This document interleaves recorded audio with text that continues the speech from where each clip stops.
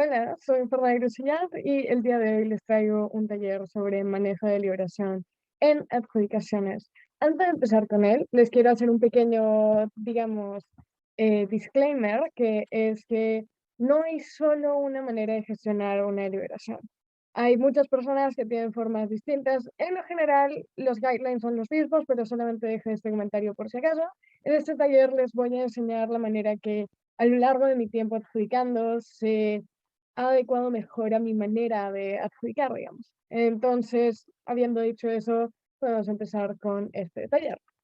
El contenido que voy a presentar es, primero, cuál es el objetivo de la deliberación. Dos, cuál es el rol de la persona jueza principal. Tercero, cómo es el proceso de deliberación y dentro de esto, los distintos escenarios que se pueden dar y cómo lidiar con ellos. Y finalmente, un breve cierre respecto a todo lo trabajado en el taller. Entonces, empezamos con cuál es el objetivo de una deliberación. Es sumamente importante saber esto porque es justamente en base a esto que manejamos las deliberaciones. La persona jueza principal lo que tiene que hacer es cumplir con esos objetivos y tiene que buscar hacerlo de la manera más eficiente posible. Entonces, los objetivos son, en primer lugar, llegar al call correcto. En segundo lugar, poner puntos de persona grave adecuados. Y en tercer lugar, lograr hacer todo esto en 20 minutos, bajo el nuevo manual, evidentemente. Y este tema del tiempo es sumamente importante por varias razones.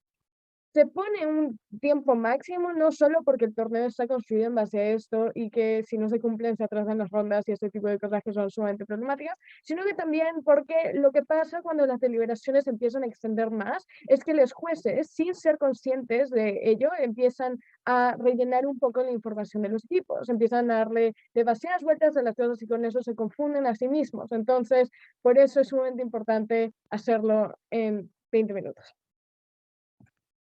Ahora, ¿cuál es el rol de la persona jueza principal? Que es justamente la persona que maneja la deliberación, la persona que gestiona esta deliberación. Pues hay varios. El primero es que decide quién habla y cuándo habla esa persona. Entonces, es muy importante que dentro del manejo de la deliberación se le dé oportunidades a todos en el panel a expresar sus opiniones. Y digo todos y no solo digo a los panelistas, porque los trainees también deberían y deben tener esta oportunidad de expresar su opinión respecto a los classes, expresar su opinión respecto a las comparativas. Y aunque no tengan la capacidad de voto, eso no quita que no deban participar a lo largo de la deliberación. El segundo gran rol es guiar la discusión. Con esto me refiero a que la persona jueza principal debe intervenir cuando lo considere necesario, no solo dando su opinión, sino también haciendo preguntas estratégicas que puedan ayudar al resto del panel a llegar a una conclusión o a darse cuenta de algo particular respecto a los choques. Esto se va a explorar más cuando veamos los distintos escenarios que se pueden dar en una deliberación. Y en último lugar, es que debe administrar el tiempo de manera adecuada, es decir, darse cuenta de cuánto tiempo están pasando en una comparativa, cuánto le va a quedar para el resto y este tipo de cosas. Siempre debe estar al pendiente del tiempo. En lo personal, tengo siempre cuando juego un cronómetro al costado, no solo el bot del tiempo, sino un cronómetro porque me ayuda a ser como mucho más consciente de cuánto tiempo llevo y cuánto tiempo me falta. Entonces, habiendo bien visto estos grandes roles, a grosso modo, podemos continuar con el proceso de la deliberación. La deliberación tiene 5 partes, en realidad 4, porque la primera casi no es una parte y solo existe en la virtualidad, pero digamos que hay 5. La primera es que al fin del debate de llamar al panel al canal de deliberación y asegurarse de que todo el panel esté en el canal de deliberación.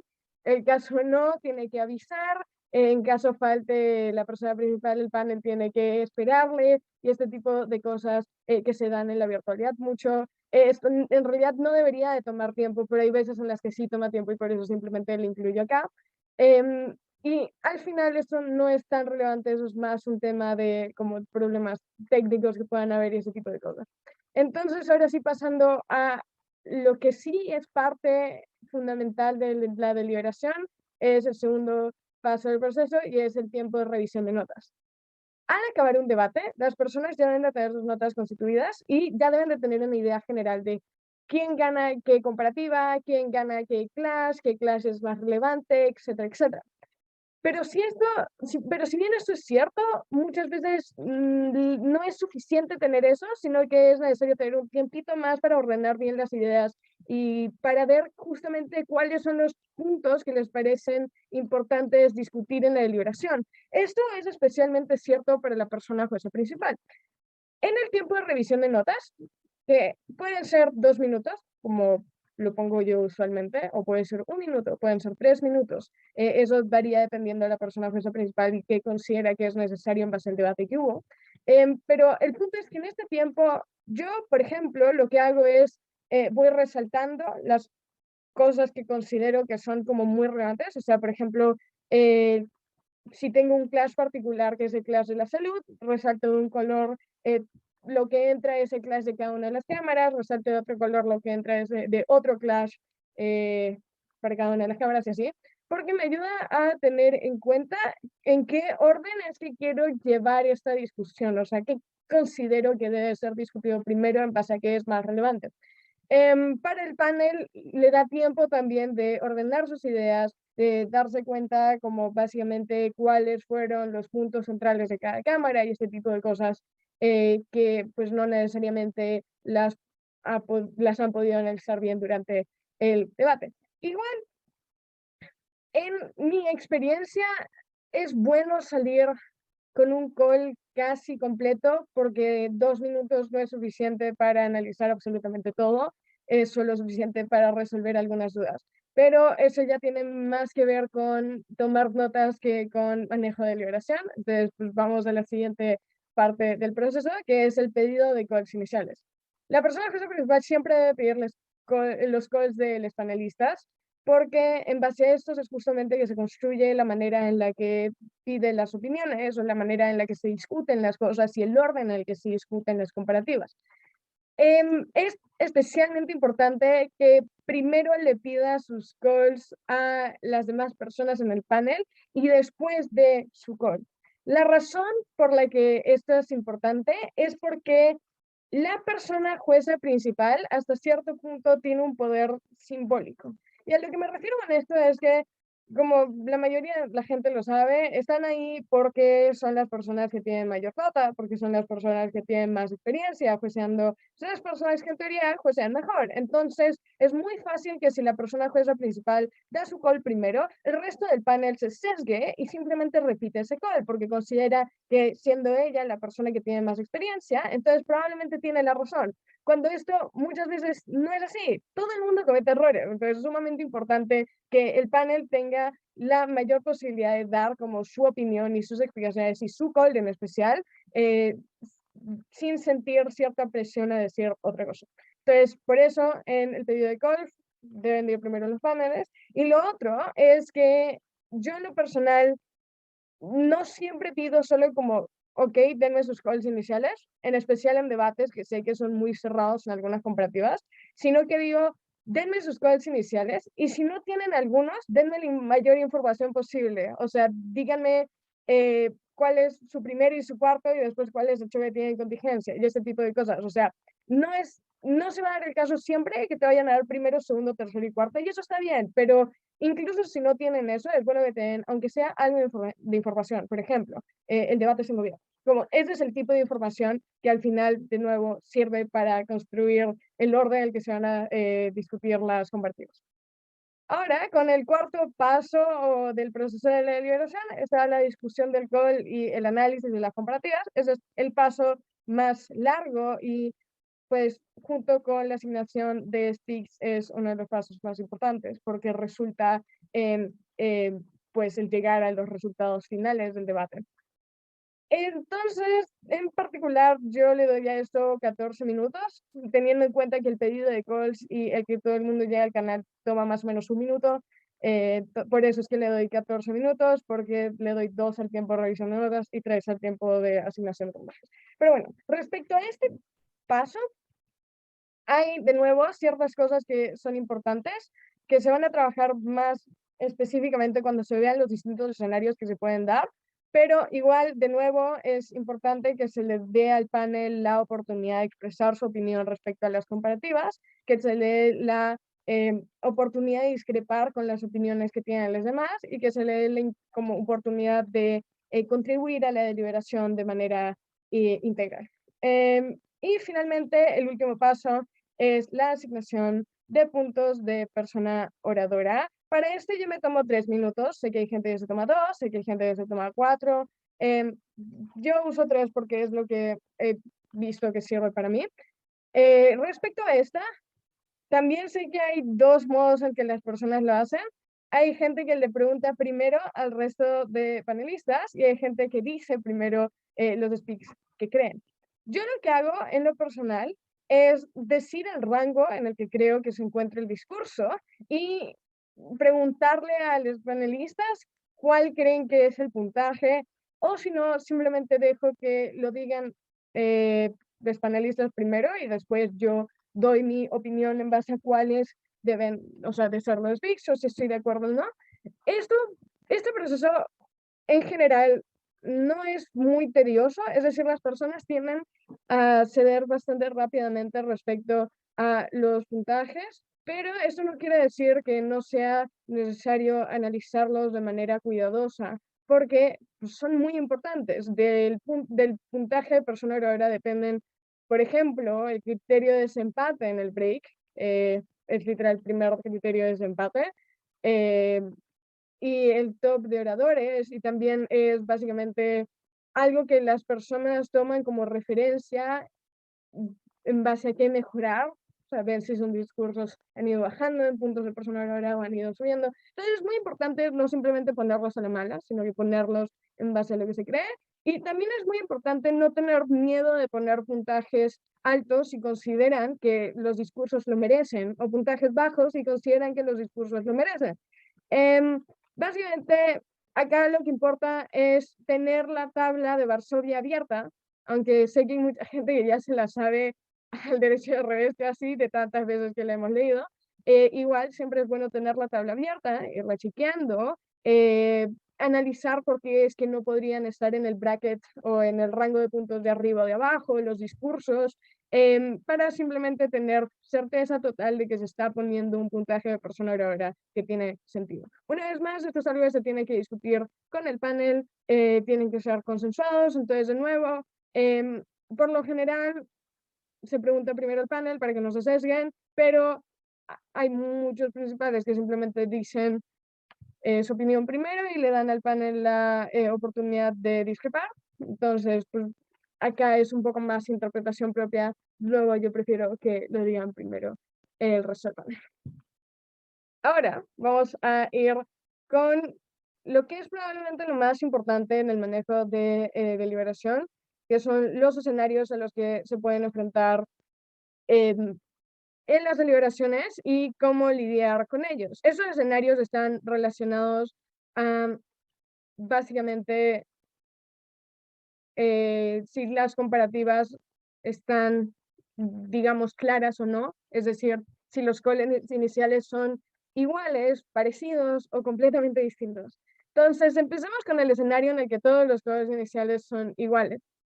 Acá igual es sumamente importante, evidentemente, discutir las comparativas. Esto es porque, uno, da mayor oportunidad y mayor chance de identificar de mejor manera cuáles son los choques más importantes, los puntos más relevantes a tener en cuenta, en especial para la persona principal. Esto es sumamente importante para el feedback, qué puntos consideran que es importante mencionar y cuáles no son tan relevantes en el debate. Entonces, esa es la primera razón. Y la segunda razón es que ayuda a tener información sobre los demás jueces, y esto va con todos los escenarios. La deliberación también sirve, o bueno, tiene también hasta cierto punto como objetivo secundario poder evaluar a los distintos jueces. Esto no es un objetivo tanto del principal, esto es más un objetivo de adjudicación, que quiere pues tener la mayor información posible sobre los jueces para en base a eso armar los paneles de las rondas. Entonces, el darle la chance a todos a hablar, incluso si todos los calls son iguales, ayuda a tener como la información adecuada respecto a ellos. Puede que alguien tenga un call correcto, pero por las razones equivocadas, y esto es importante de tener en cuenta. Entonces, básicamente por eso igual se discuten las comparativas, las 6 comparativas, de preferencia. Siempre se busca discutir la mayor cantidad de comparativas para igual estar seguros de que ese es el call al que se quiere llegar. Teniendo 14 minutos, son básicamente como 2 minutos y algo para discutir cada comparativa. En un escenario en el que todos tienen los calls iguales, tiende a ser suficiente. Simplemente se pide a los panelistas que pues, sean breves, sean concretos con lo que quieran decir. Y eso. Entonces, en ese escenario ideal, simplemente me pareció importante recalcar que igual se tiene que dar la discusión entera de las comparativas, básicamente por las razones mencionadas. El segundo escenario, que creo que es el escenario más común, es la discordancia en una comparativa. O sea, hay un choque cerrado y pues en ese no se tiene claro quién gana. En ese escenario, esa comparativa en la que hay discordancia es la que se tiene que discutir primero. Esta puede tomar más tiempo que el resto de comparativas y eso está bien. Si toma 5 minutos aclarar esa, o si toma 5 minutos acabar definiendo esa comparativa, pues no es tan problemático, todavía quedan 9 minutos para discutir el resto. Si el resto son comparativas simples, se puede hacer de manera relativamente simple. Entonces, básicamente, en este escenario se discute esa primero y puede tomar un poco más de tiempo, pero además de eso, lo importante también es dejar que las personas que son la minoría en esa discordancia, o sea, quienes se lo dan a, por ejemplo, alta de Opo son solo 2 y quienes se lo dan a alta de gobierno son 3, deberían de empezar quienes se lo dan a alta de Opo. Si es solo una persona y se le da una cámara y todo el resto a los demás, debería empezar esa persona. La razón es porque si empiezan las contribuciones hacia la cámara por la que va la mayoría de personas, muchas veces es simplemente demasiada información y es muy difícil para la persona que está defendiendo a la otra cámara de tomar como en cuenta toda esa información y tener tiempo para resolver como todas estas preguntas y responder a toda esta como información que le han dado la mayoría de personas. Entonces, al final, eso lo único que hace es que genera un poco de desorden y genera que las deliberaciones se alarguen. Por eso es que se busca empezar con las personas que están en la minoría en esos escenarios, pero también es porque muchas veces eh, tienen el clash de manera, la comparativa de manera distinta porque hay una mala interpretación de un clash o hay una mala interpretación de un argumento. O, por ejemplo, hay cosas como que se esté valorando a mayor medida un punto de choque sin una justificación adecuada y este tipo de cosas que se pueden resolver de una manera mucho más simple. Por eso es que se busca que la otra persona empiece. Y esto es básicamente lo que se hace cuando hay una información en una comparativa. Una vez más, cuando se cierra este, igual se pasan las demás comparativas. Y el último caso es el caso más difícil con el cual lidiar y es el caso en el que hay caos total. Y lo que me refiero con esto es que básicamente no hay calls iguales o hay solo 2 calls iguales, el resto son como completamente distintos. En estos casos hay 2 opciones. Una es ver si hay una razón particular por la que es difícil evaluar el debate. Por ejemplo, todos tienen interpretaciones distintas porque nadie está del todo seguro de si el contracaso de oposición es válido o no, o el contrafáctico de gobierno en la moción fundamental es válido o no, o si es válido que baja de gobierno haya traído un contrafáctico nuevo. Como justamente estas preguntas son las que a veces hacen muy difícil analizar un debate en particular. Entonces se busca ver si hay alguna de esas situaciones y resolver eso y ver si eso hace que los calls empiecen a ser un poco más parecidos. Pero en caso no haya eso o la persona principal no pueda observar eso, lo que se hace es simplemente evaluar las comparativas, pero en orden, o sea, altas, pues gobiernos, corto y así. Eso es básicamente porque muchas veces al aclarar como el choque de altas y ese tipo de cosas, ya empieza a caer todo lo demás en su sitio, como la gente empieza a darse cuenta de más cosas. Y también porque en el caso, si hay un caos total, es muy difícil tomar en cuenta cuántos ven la comparativa, o sea, cuál tiene la mayoría en una comparativa. Se puede hacer, y yo en lo personal siempre intento hacerlo. Tengo, no, o sea, siempre una libreta al costado en la que tengo como las comparativas apuntadas como altas, bajas, gobiernos, oposiciones, cruce corto y cruce largo. Y en los casos en los que hay calls como distintos, empiezo a analizar y como ir apuntando como altas, OG para una persona. o para una persona, oye, para dos personas, o para dos personas, y así. Básicamente para saber más o menos por dónde ir, pero de nuevo, esto también consume mucho tiempo y a veces no vale la pena, si es que el caos sí es total. Si es que no es tanto y solo son como dos comparativas en discordancia, básicamente se hace lo mismo que el escenario mencionado anteriormente, el de una comparativa. Eso está pensado para una o dos comparativas. Em, pero de nuevo, o sea, ya siendo el caos total, a veces vale la pena simplemente evaluarlas en orden, si es que no hay ningún elemento particular que hace que sea difícil construir el debate. O sea, si no hay como una cuestión que pueda ser resuelta y que con eso se resuelvan como las discordancias. Básicamente estos son los tres escenarios que se dan en los debates y cómo lidiar con ellos. Sé que le falta acento al cómo lo siento. Ya. Ahora, algunos consejos generales para todos los escenarios son los siguientes. El primero es dejar que el resto del panel dé su opinión primero. Esto es básicamente por lo que ya mencionaba, ¿no? Que es que el panel se puede sesgar mucho por las razones que es la persona principal. Pero no solo eso, sino que muchas veces lo que puede pasar también es que si la persona principal abre primero, simplemente resume todo y cuando pide aportes al resto del panel, la verdad es que ya no tienen mucho que agregar.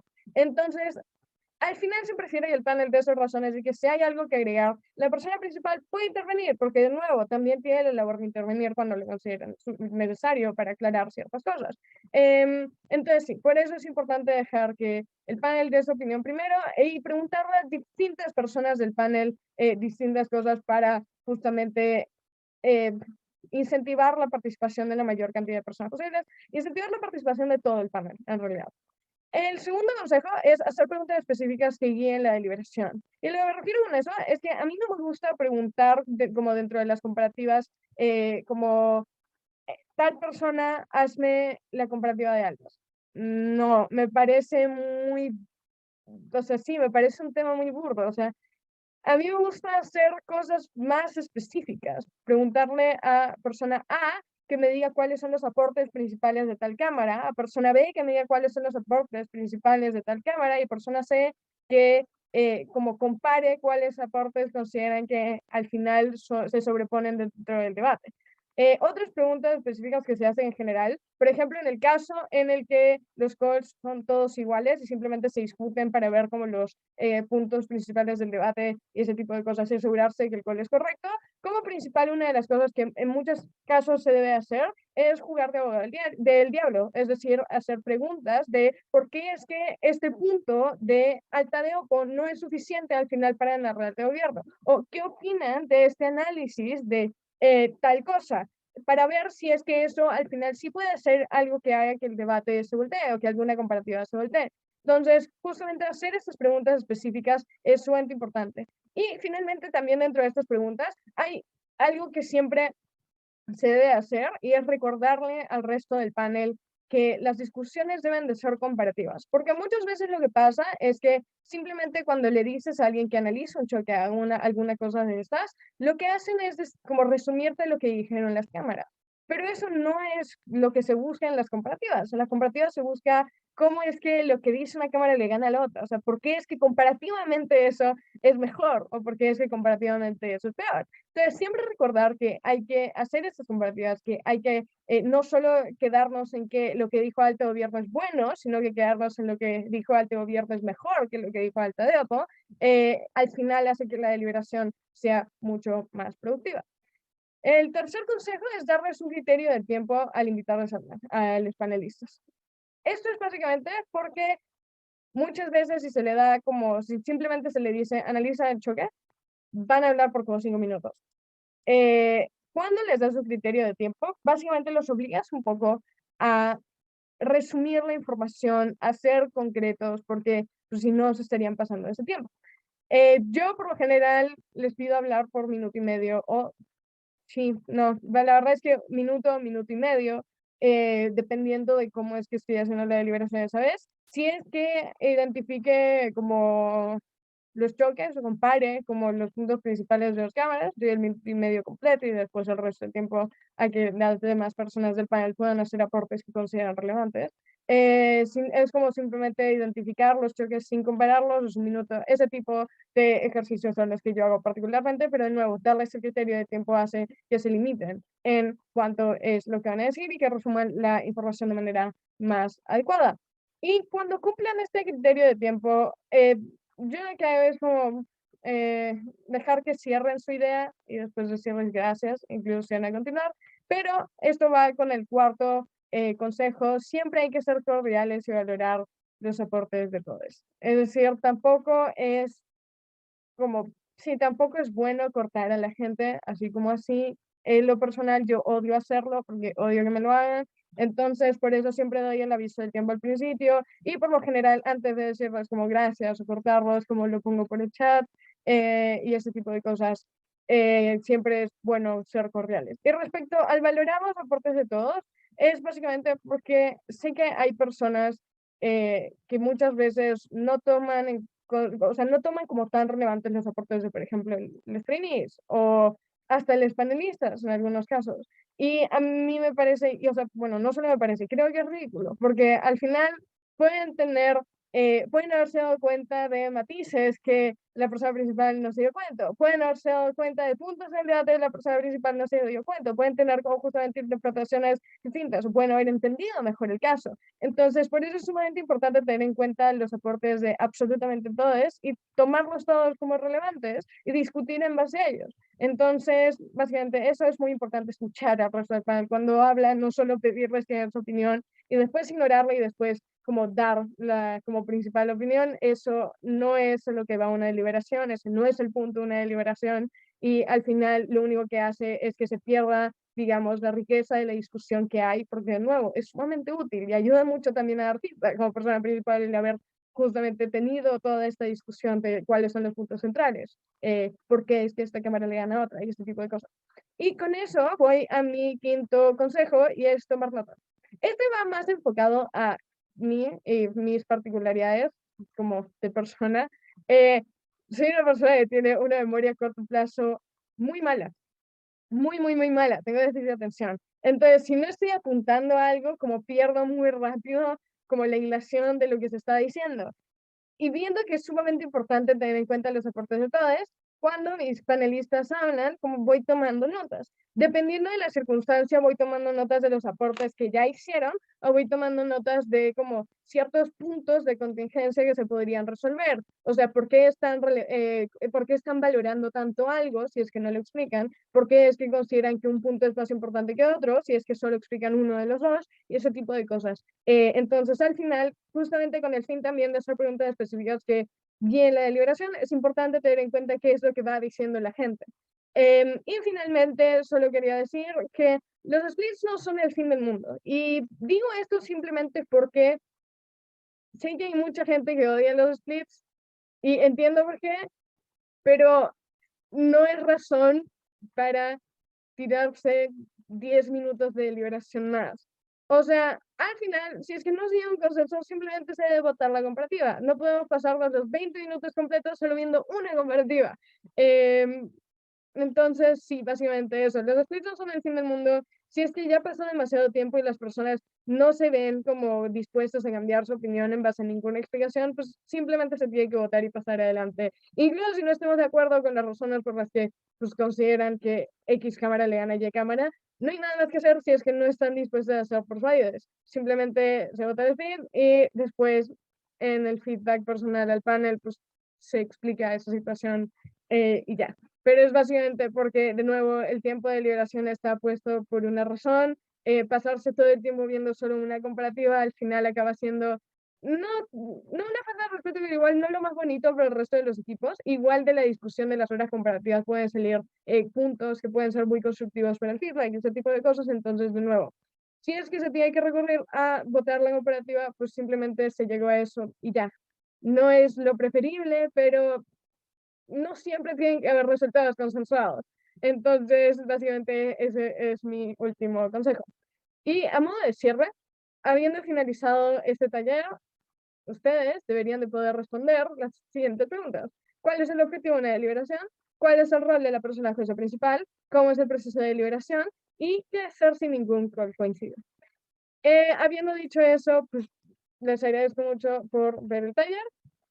Cualquier consulta me quieran hacer, les dejo mi correo, mi número de teléfono y mi Instagram. Yo siempre estoy muy feliz de poder resolver las dudas que tengan. Espero que este taller les haya sido bastante constructivo y les ayude a gestionar sus deliberaciones de manera más efectiva. Y básicamente eso. Muchísimas gracias.